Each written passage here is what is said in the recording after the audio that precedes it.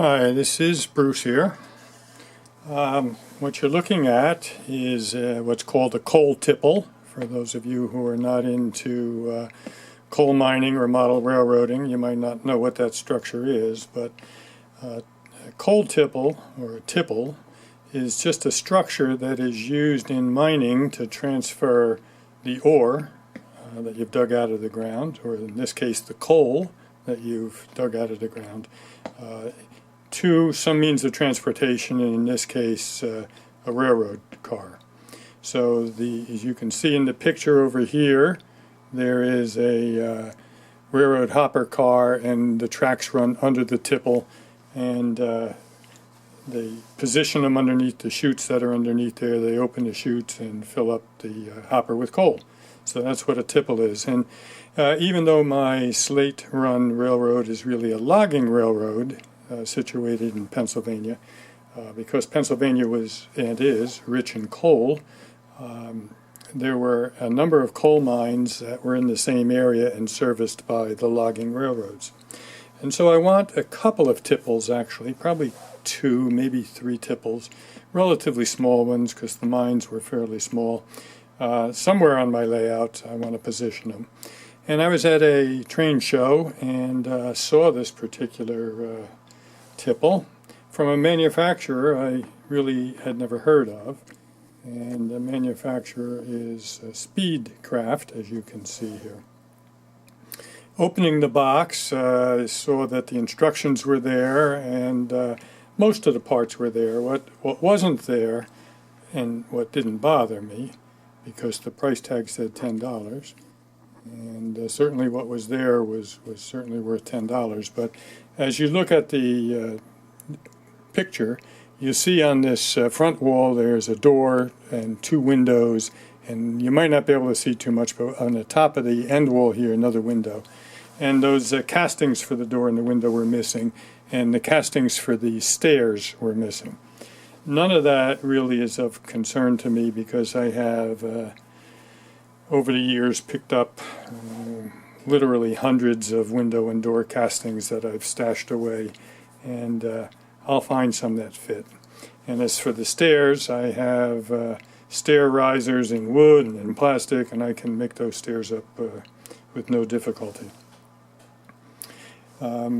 Getting back to the fact that it was a manufacturer I never heard of, Speedcraft, when I opened up the instruction sheets when I was at the show and I was looking at it, it said that it was a division of Muir Models. And Muir Models I am familiar with. Here's three of the Muir Models kits that I have. Muir came in blue boxes. Wizards in Wood was their motto, Muir Models. And when you open these boxes, what you have is a set of instructions, some castings for the windows, usually plastic, and all the rest is wood. And as you look in this one, you can see that that's the case. There's some corrugated metal here for roofing, and the rest of it is wood, both strip wood and scribe siding. And they were nice kits, and like I say, I picked up three of them. They're long out of production. This is a limestone quarry that could very much show up on my layout, a logging small sawmill, which definitely will show up on my layout, and an impulse buy here when I saw the price, $10 again, for a brewery, Suds Brothers Brewery. So at some point, should I live long enough, I will get to those three kits, and as I say, they were made out of wood, but otherwise they go into the estate sale with a lot of other stuff. But when you opened up the Speedcraft, you didn't see a lot of wood. There was some wood, in particular wood for bracing, and some wood for the support structure underneath the building itself. There's wood to build this support structure, but the walls and the roof and the floor were all made out of cardstock. And in particular, this is the rear wall, and you might not be able to see it, but that cardstock is scribed with individual slats of wood. I colored this side wall with just a magic marker, and you can see, I think, the scribed siding that's worked into the cardstock. And the instructions wanted you to use flow quill paints and make a wash in a couple different colors and try to make it look like wood.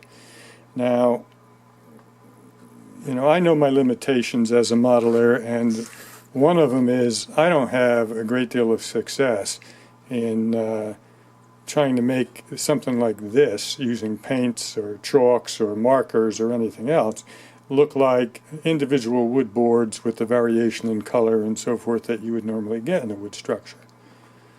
So, I think what I would title this video, and there's actually probably, if you follow along, be 3 or 4 videos altogether on documenting this build. I would probably name it something like, upgrading your kits, or how to make a silk purse out of a sow's ear comes to mind, or I guess there's any number of other titles that you could make it, but the point is, it's to take a look at something like this kit and not just look at what it is, but look at what it could become. And that's what we're going to do over these few videos if you stick with me. And to just give you a teaser, my thought was to use these these walls that came with the kit as subwalls and glue individually stained wood to those walls and come up with something like this. So that's the lower front wall of this kit that I've already done. And as you can see, I found appropriate door and window castings that I was able to use. I think the door is a tissue door, and those windows are actually micro-engineering windows.